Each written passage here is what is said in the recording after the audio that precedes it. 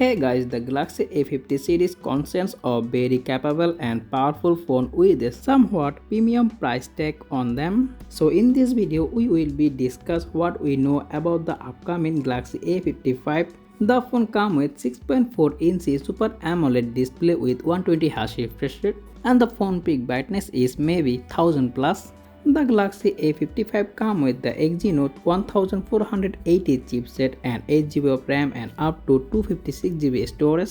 And the phone also comes with triple camera setup, 50MP main sensor, 8MP ultra wide and 5MP macro shooter. And the phone is come with 10MP selfie camera. And the phone powered by 5000 mAh battery and is support 25W fast charging.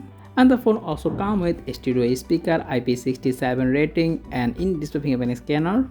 It is expected to go to official in March 2024. So that's all about the upcoming Galaxy A55. If you found this video informative, make sure hit the like button and also subscribe my channel for more content like this. As always, thanks for watching and I will be catching you in the next one. Take care. Allah Hafiz.